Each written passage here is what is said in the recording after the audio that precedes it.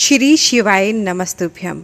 भगवान शिव की कृपा आप सब पे हमेशा बनी रहे, इसी प्रार्थना के साथ प्रारंभ करते हैं शिव पुराण की कथा। कल के अध्याय में हमने जाना था प्रणव को विस्तार से, जिसकी व्याख्या सूत जी ने ऋषियों को की थी। अब हम आगे का अध्याय जानेंगे। आज के अध्याय में हम बंधन और मोक्ष क्या है इसके बारे में जानेंगे, शिव के भस्म धारण का रहस्य जानेंगे और भी बहुत कुछ जानेंगे। तो कथा को आखिर तक ज़रूर सुनिएगा। वैसे भी कहा जाता है कि कथा को मध्य में छोड़कर नहीं जाना चाहिए। ऋषि सूत जी से कहते हैं, सर्वज्ञों में श्रेष्ठ सूत जी, बंधन और मोक्ष क्या है, हम पर कृपा कर इसके बारे में बताइए। सूत जी ने कहा, महर्षियों, मैं बंधन और मोक्ष के स्वरूप व उपाय का वर्णन तुम्हारे लिए कर रहा हूँ। पृथ्वी के 8 बंधनों के कारण ही आत्मा की जीव संज्ञा है, अर्थात बंधनों में बंधा हुआ जीव बद्ध कहलाता है और जो उन बंधनों से छूटा हुआ है उसे मुक्त कहते हैं। प्रकृति, बुद्धि, त्रिगुणात्मक अहंकार और 5 तन्मात्राएं आदि 8 तत्वों के समूह से देह की उत्पत्ति हुई है। देह से कर्म होता है और फिर कर्म से नूतन देह की उत्पत्ति होती है। शरीर को स्थूल, सूक्ष्म और कारण के भेद से जानना चाहिए। स्थूल शरीर व्यापार कराने वाला, सूक्ष्म शरीर इंद्रिय भोग प्रदान करने वाला तथा शरीर को आत्मानंद की अनुभूति कराने वाला होता है। कर्मों के द्वारा ही जीव पाप और पुण्य भोगता है। इन्हीं से सुख और दुख की प्राप्ति होती है। अतः कर्म पाश में बंधकर जीव शुभ कर्मों द्वारा चक्र की भांति घुमाया जाता है। इससे छुटकारा पाने के लिए महाचक्र के कर्ता भगवान शिव की स्तुति और आराधना करनी चाहिए।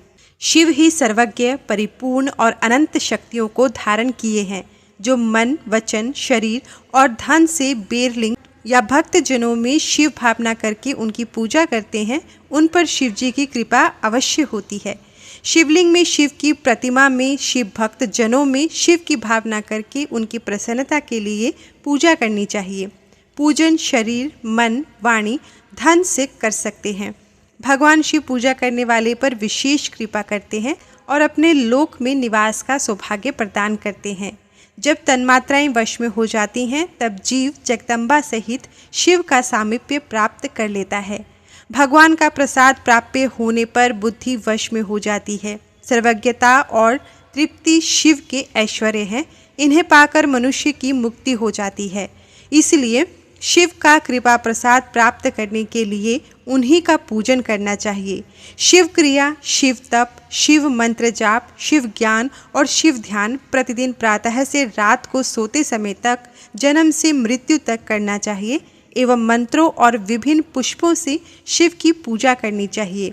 ऐसा करने से भगवान शिव का लोक प्राप्त होता है। ऋषि बोले, उत्तम व्रत का पालन करने वाले सूत जी, शिवलिंग की पूजा कैसे करनी चाहिए, कृपा हमें बताइए। सूत जी कहते हैं, ब्राह्मणों, सभी मनोकामनाओं को पूर्ण करने वाले लिंग के स्वरूप का मैं तुमसे वर्णन कर रहा हूँ। सूक्ष्म लिंग निष्कल होता है और स्थूल लिंग सकल। पंचाक्षर मंत्र को स्थूल लिंग कहते हैं। दोनों ही लिंग साक्षात मोक्ष देने वाले हैं। प्रकृति एवं पौरुष लिंग के रूपों के बारे में एकमात्र भगवान शिव ही जानते हैं और कोई नहीं जानता। पृथ्वी पर 5 लिंग हैं, जिनका विवरण मैं तुम्हें सुनाता हूँ। पहला स्वयंभू शिवलिंग, दूसरा बिंदु लिंग, तीसरा प्रतिष्ठित लिंग, चौथा चर लिंग और 5वां गुरुलिंग। देवऋषियों की तपस्या से संतुष्ट हो उनके समीप प्रकट होने के लिए पृथ्वी के अंतर्गत बीज रूप में व्याप्त हुए भगवान शिव वृक्षों के अंकुर की भांति पृथ्वी को भेद कर नाद लिंग के रूप में व्यक्त हो जाते हैं। स्वतः प्रकट होने के कारण ही इनका नाम स्वयंभू लिंग है। इसकी आराधना करने से ज्ञान की वृद्धि होती है। सोने, चांदी, भूमि, वेदी पर हाथ में प्रणव मंत्र लिखकर भगवान शिव की प्रतिष्ठा आवाहन करें तथा 16 उपचारों से उनकी पूजा करें। ऐसा करने से साधक को ऐश्वर्य की प्राप्ति होती है।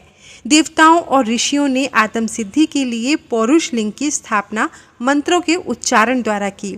यही प्रतिष्ठित लिंग कहलाता है। किसी ब्राह्मण अथवा राजा द्वारा मंत्रपूर्वक स्थापित किया गया लिंग भी प्रतिष्ठित लिंग कहलाता है, किंतु वह प्राकृत लिंग है। शक्तिशाली और नित्य होने वाला पौरुष लिंग तथा दुर्बल और अनित्य होने वाला प्राकृत लिंग कहलाता है। लिंग नाभि, जीभ, हृदय और मस्तक में विराजमान आध्यात्मिक लिंग को चरलिंग कहते हैं। पर्वत को पौरुष लिंग और भूतल को विद्वान प्राकृत लिंग मानते हैं। पौरुष लिंग समस्त ऐश्वर्यों को प्रदान करने वाला है। प्राकृत लिंग धन प्रदान करने वाला है। चरलिंग में सबसे प्रथम रसलिंग ब्राह्मणों को अभिष्ट वस्तु प्रदान करने वाला है। सुवर्ण लिंग वैश्यों को धन, बाण लिंग क्षत्रियों को राज्य, सुंदर लिंग शूद्रों को महाशुद्धि प्रदान करने वाला है।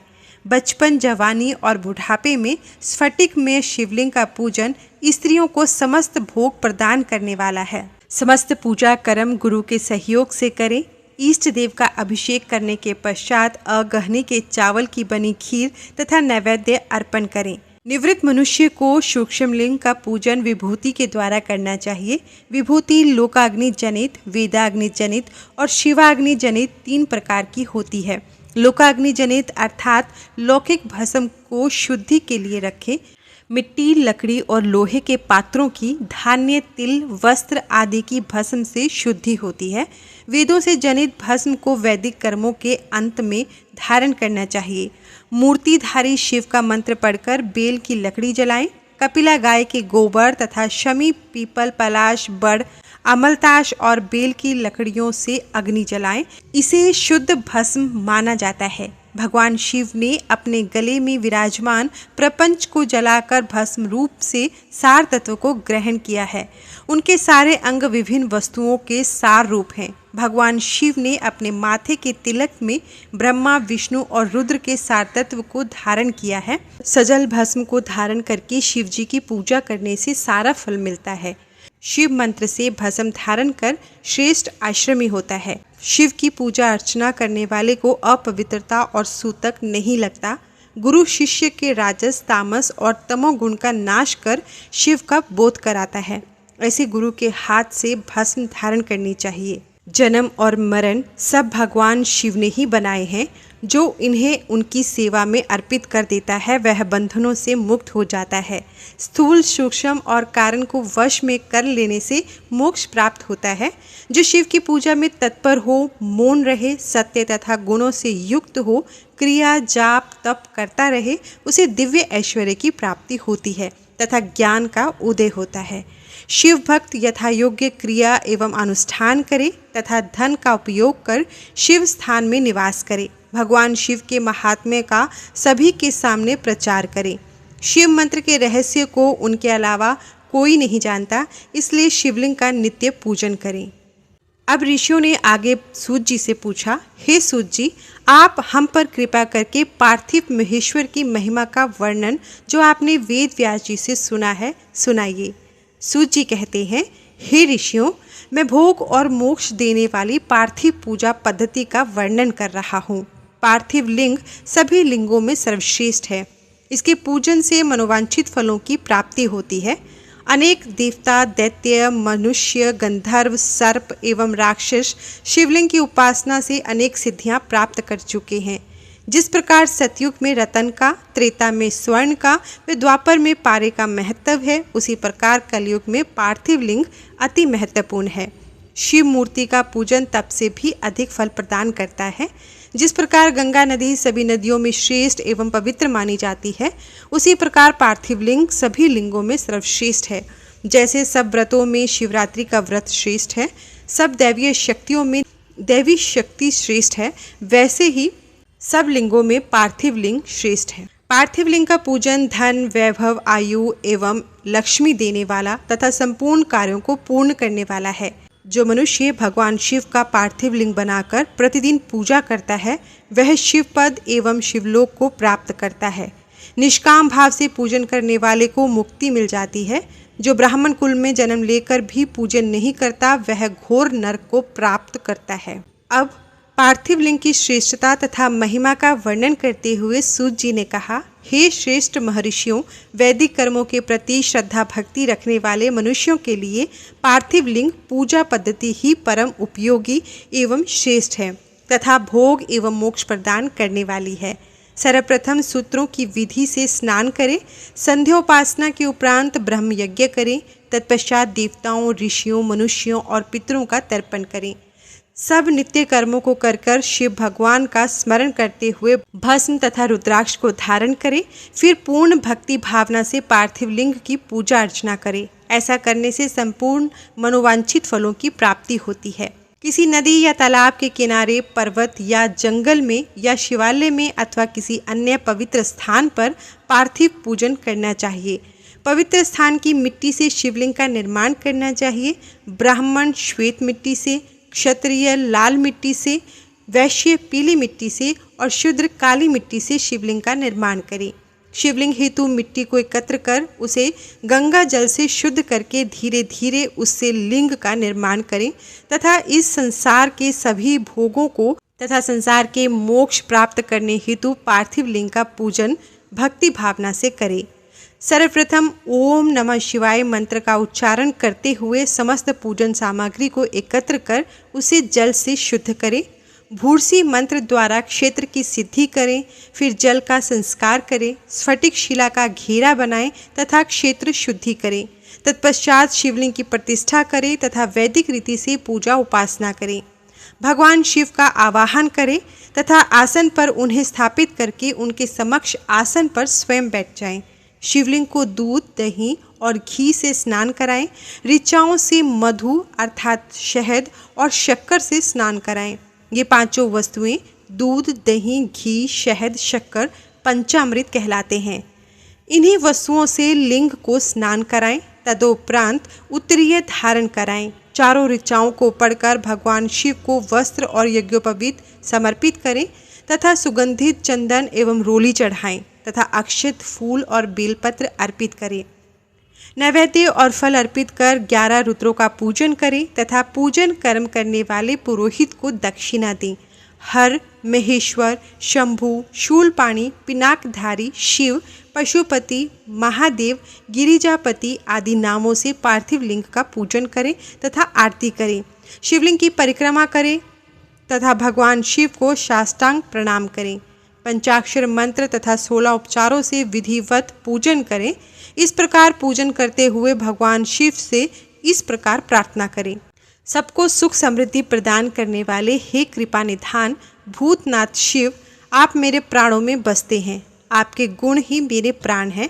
आप मेरे सब कुछ हैं। मेरा मन सदैव आपका ही चिंतन करता है। हे प्रभु, यदि मैंने कभी भूलवश अथवा जानबूझकर भक्तिपूर्वक आपका पूजन किया हो तो वह सफल हो जाए। मैं महापापी हूँ, पतित हूँ, जबकि आप पतित पावन हैं। हे महादेव सदाशिव, आप वेदों, पुराणों और शास्त्रों के सिद्धांतों के परम ज्ञाता हैं।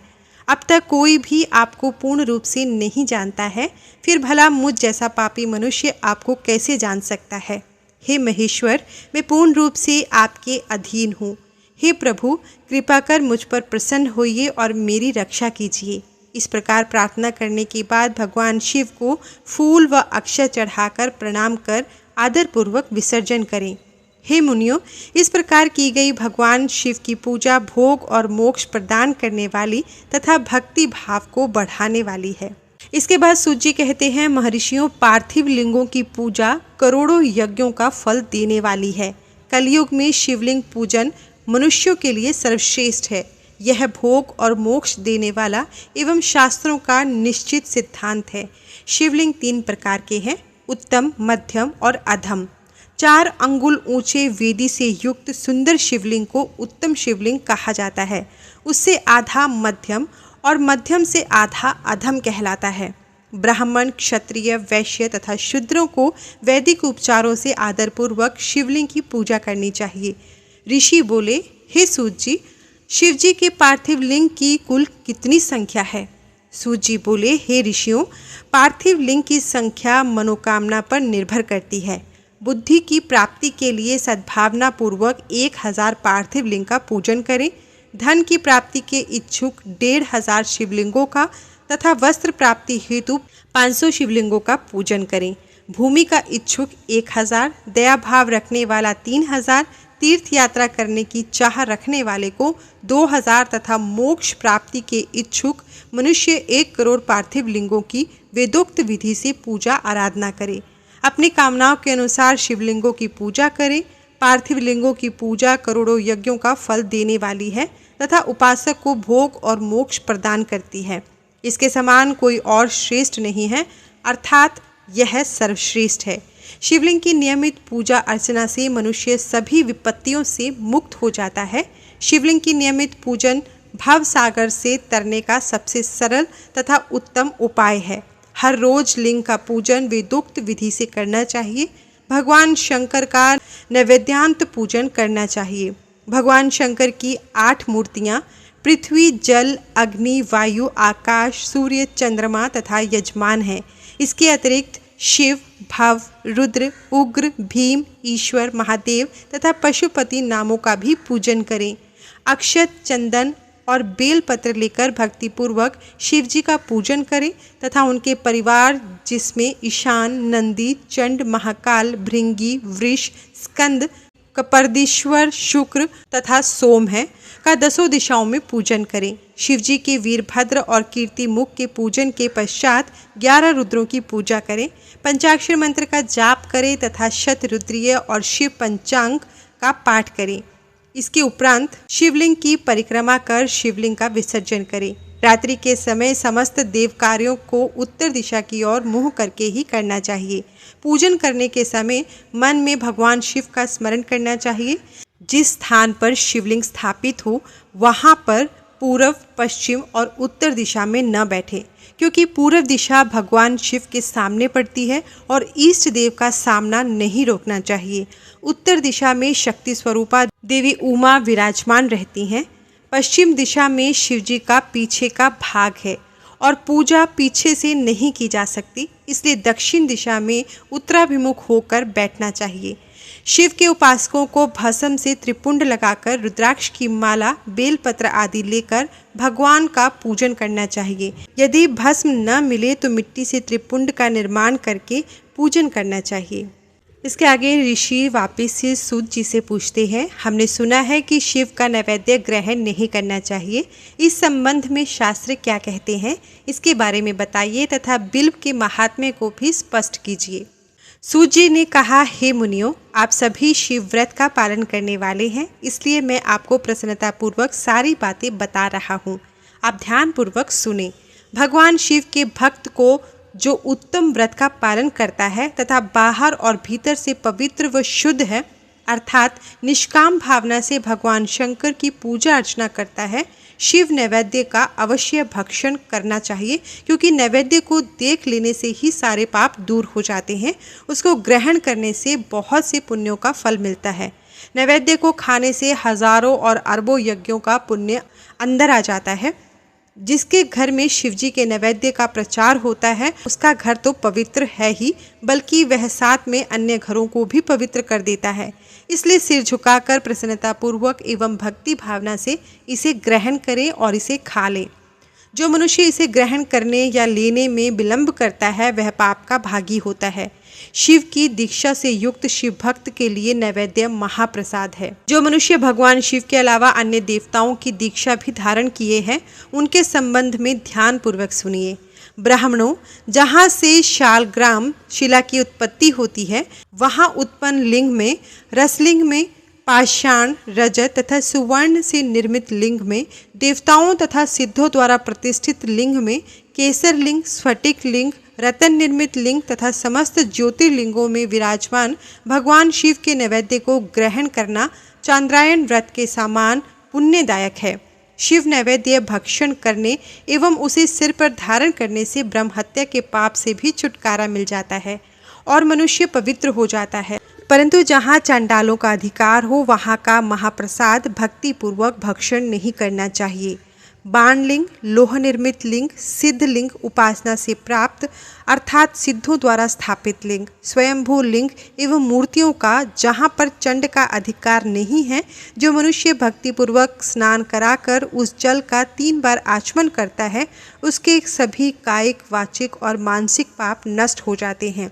जो वस्तु भगवान शिव को अर्पित की जाती है वह अत्यंत पवित्र मानी जाती है। हे ऋषियों, बिल्व अर्थात बेल का वृक्ष महादेव का रूप है।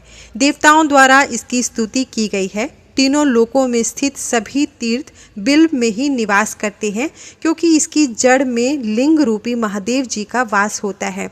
जो इसकी पूजा करता है वह निश्चय ही शिव पद प्राप्त करता है। जो मनुष्य बिल्व की जड़ के पास अपने मस्तक को जल से सींचता है उसे संपूर्ण तीर्थ स्थलों का स्नान का फल प्राप्त होता है। बिल्व की जड़ों को पूरा पानी से भरा देखकर भगवान शिव संतुष्ट एवं प्रसन्न होते हैं। जो मनुष्य बिल्व की जड़ों अर्थात मूल भाग का गंध, पुष्प इत्यादि से पूजन करता है वह सीधा शिवलोक जाता है। उसे संतान और सुख की प्राप्ति होती है। भक्ति पूर्वक पवित्र मन से बिल्व की जड़ में दीपक जलाने वाला मनुष्य सब पापों से छूट जाता है। इस वृक्ष के नीचे जो मनुष्य एक शिव भक्त ब्राह्मण को भोजन कराता है उसे 1 करोड़ ब्राह्मणों को भोजन कराने का फल मिलता है। इस वृक्ष के नीचे दूध घी में पके अन्न का दान देने से दरिद्रता दूर हो जाती है। हे ऋषियों, प्रवृत्ति और निवृत्ति के 2 मार्ग हैं। प्रवृत्ति के मार्ग में पूजा पाठ करने से मनोरथ पूर्ण हो जाते हैं। यह संपूर्ण अभीष्ट फल प्रदान करता है। किसी सुपात्र गुरु द्वारा विधि विधान से पूजन कराएं। अभिषेक के बाद अगहनी चावल से बना नैवेद्य अर्पण करें। पूजा के अंत में शिवलिंग को संपुट में विराजमान कर घर में किसी शुद्ध स्थान पर रख दें। निवृत्ति मार्गी उपासकों को हाथ में ही पूजन करना चाहिए। भिक्षा में प्राप्त भोजन को ही नैवेद्य के रूप में अर्पित करें। निवृत्ति पुरुषों के लिए सूक्ष्म लिंग ही सर्वश्रेष्ठ है। विभूति से पूजन करें और विभूति को ही निवेदित करें। पूजा करने के उपरांत शिवलिंग को मस्तक पर धारण करें। अब ऋषि सूत जी से कहते हैं, हे व्यास शिष्य सूत जी, आपको नमस्कार है। हम पर कृपा कर हमें परम उत्तम रुद्राक्ष तथा शिव नाम की महिमा का महात्म्य सुनाइए। सूत जी बोले, हे ऋषियों, आपने बहुत ही उत्तम तथा समस्त लोकों के हित की बात पूछी है। भगवान शिव की उपासना करने वाले मनुष्य धन्य हैं। उनका मनुष्य होना सफल हो गया। साथ ही शिव भक्ति से उनके कुल का उद्धार हो गया। जो मनुष्य अपने मुख से सदाशिव और शिव के नामों का उच्चारण करते हैं पाप उनका स्पर्श भी नहीं कर पाता। भस्म, रुद्राक्ष और शिव नाम त्रिवेणी के समान महापुण्य में है। इन तीनों के निवास और दर्शन मात्र से त्रिवेणी के स्नान का फल प्राप्त हो जाता है। इनका निवास जिसके शरीर में होता है उसके दर्शन से भी सभी पापों का विनाश हो जाता है। भगवान शिव का नाम गंगा है। विभूति यानी भस्म यमुना मानी गई है तथा रुद्राक्ष को सरस्वती कहा गया है। इनकी संयुक्त त्रिवेणी समस्त पापों का नाश करने वाली है। हे श्रेष्ठ ब्राह्मणों, इनकी महिमा सिर्फ भगवान महेश्वर ही जानते हैं। वह शिव नाम का महात्म्य समस्त पापों को हर लेने वाला है। शिव नाम अग्नि है और महापाप पर्वत है। इस अग्नि से पाप रूपी पर्वत जल जाते हैं। शिव नाम को जपने मात्र से ही पाप मूल नष्ट हो जाते हैं। जो मनुष्य इस पृथ्वी लोक में भगवान शिव के जाप में लगा हुआ रहता है वह विद्वान, पुण्यात्मा और वेदों का ज्ञाता है। उसके द्वारा किए गए धर्म कर्म फल देने वाले हैं। जो भी मनुष्य शिव नाम रूपी नौका पाकर भव सागर को तर जाते हैं उनके भव रूपी पाप निसंदेह ही नष्ट हो जाते हैं। जो पाप रूपी दावानल से पीड़ित हैं उन्हें शिव नाम रूपी अमृत का पान करना चाहिए। हे मुनीश्वरों, जिसने अनेक जन्मों तक तपस्या की है उसे ही पापों का नाश करने वाली शिव भक्ति प्राप्त होती है। जिस मनुष्य के मन में कभी न खंडित होने वाली शिव भक्ति प्रकट हुई है उसे ही मोक्ष मिलता है। जो अनेक पाप करके भी भगवान शिव के नाम जप में आदरपूर्वक लग गया है वह समस्त पापों से मुक्त हो जाता है, जिसमें जरा भी संशय नहीं है। जिस प्रकार जंगल में दावानल से दग्ध हुए वृक्ष भस्म हो जाते हैं उसी प्रकार शिव नाम रूपी दावानल से दग्ध होकर उसके सारे पाप भस्म हो जाते हैं। जिसके भस्म लगाने से अंग पवित्र हो गए हैं और आदर सहित शिव नाम जपता है वह इस अथाह भवसागर से पार हो जाता है। संपूर्ण वेदों का अवलोकन करके महर्षियों ने शिव नाम को संसार सागर को पार करने का उपाय बताया है। भगवान शंकर के एक नाम में भी पाप को समाप्त करने की इतनी शक्ति है कि उतने पातक कभी कोई मनुष्य कर ही नहीं सकता। पूर्व काल में इंद्रद्युमन नाम का एक महापापी राजा हुआ था और ब्राह्मण युवती जो बहुत पाप कर चुकी थी शिव नाम के प्रभाव से दोनों उत्तम गति को प्राप्त हुए। हे द्विजों, इस प्रकार मैंने तुमसे शिव नाम की महिमा का वर्णन किया है। इसी के साथ आज की कथा समाप्त होती है। हर हर